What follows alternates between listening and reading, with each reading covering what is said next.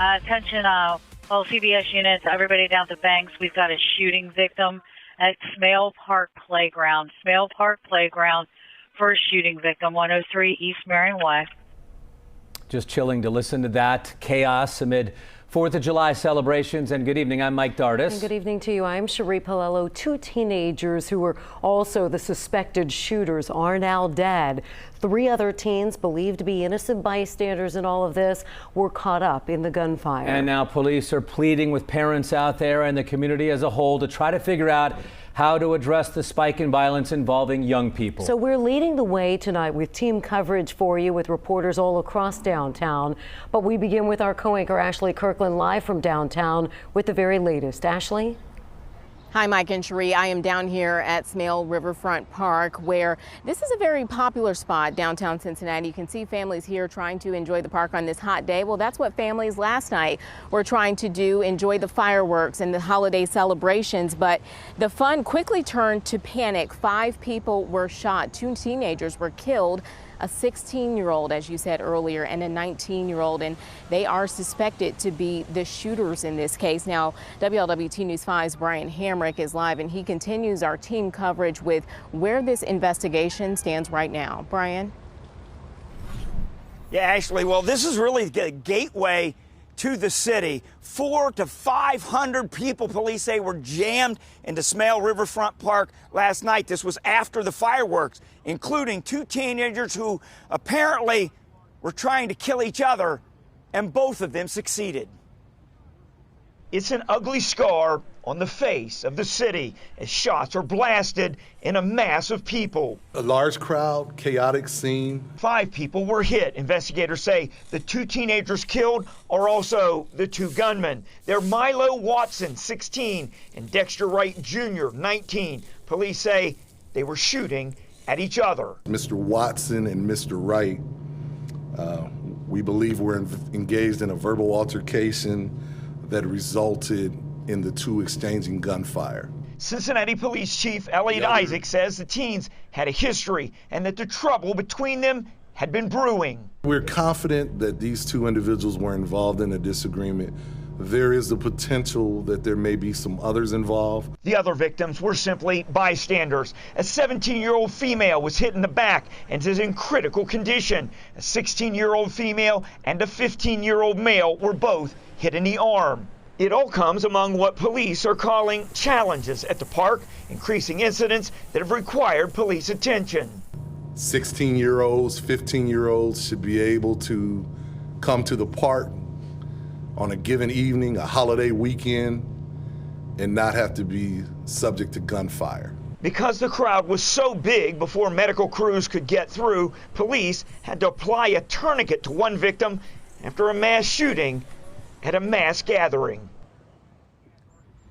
Now, police say there were about 78 officers who responded to this incident, some of them as far away as Green Hills, Forest Park. Others came from across the river in Kentucky. Reporting live, Brian Hamrick, WLWT News 5. Now, Brian, you touched on this, and police have a record. They have long had history of just issues with children in this park. Are they doing anything to combat these issues? Well, first of all, Ashley, they're looking for some help from the community. They're asking teachers, preachers, community leaders to get involved and to help them. They're also putting up new crime cameras here. In fact, there were 10 cameras in the process of going up right now, 2 of them in this exact spot where the shooting was. They were supposed to be online last Thursday, but weather came in and delayed those plans to get those up, or they would have been working last night. Ashley? All right, so just a little too late there. Thank you, Brian, for that coverage. Now to those victims who were just caught in the crossfire. We turn to WLWT News 5's Karen Johnson. Karen.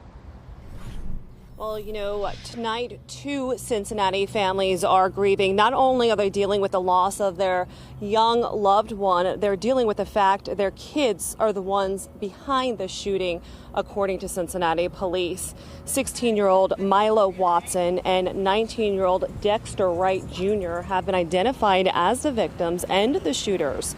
Police say they had been involved in an ongoing disagreement, and it came to a head last night at Smale Park. Investigators say they opened fire on each other and both died. They have reached out to both families. A relative of Wright answered the door today at the Bond Hill home, but declined to do an interview. We did just confirm Watson was an 11th grader at Princeton High School. District leaders say they're working closely with law enforcement right now, and their heart is with Milo's family and loved ones as they process their loss. Relatives have not yet responded to messages left with them, but one posted on social media that the phone call they received last night is not one they would wish on any other family. And Wright was a young man who should have made it home last night but didn't. Police said this afternoon they did not recover any weapons, but they say the investigation is ongoing. Reporting live outside police headquarters, Karen Johnson, WLWT News 5. Karen, thank you. And still ahead tonight, we will hear from that teenage girl, one of the victims that was caught in the gunfire. Meanwhile, we are learning just how chaotic this scene was here last night. Everything looks peaceful now, but right now, last night it was chaotic for officers. The chief says nearly 80 officers responded to this scene, to the park, to help victims and also secure the scene. Attention, all CBS units, everybody down to Banks. We've got a shooting victim at Smale Park Playground. Smale Park Playground for a shooting victim, 103 East Marion West. I got a critical one behind Paul Brown Stadium. I have a critical male behind Paul Brown Stadium. Drop a citywide assistance. We have a large group of people surrounding officers, surrounding the victim. Citywide assistance. All the officers down here are fine. Just advise them these aren't going to be life-threatening. So we know that one of those Cincinnati police officers actually drove a victim in his own police car to the hospital. I heard him say on the scanner traffic that they couldn't wait for ambulance to come because it was just that critical time was of the essence for these officers. The shooting chaos shut down Mering Way here. They also shut down the other roads for hours. They have since reopened these roads and this park area. As you can see, families out here playing. Now ahead tonight at 6, we will learn more from Police Chief Elliot Isaac, about what he says the community needs to do in order to help police out. He says this is not just a policing effort, but this is going to take everyone to get involved to make sure something like this never happens again. Mike and Jerry.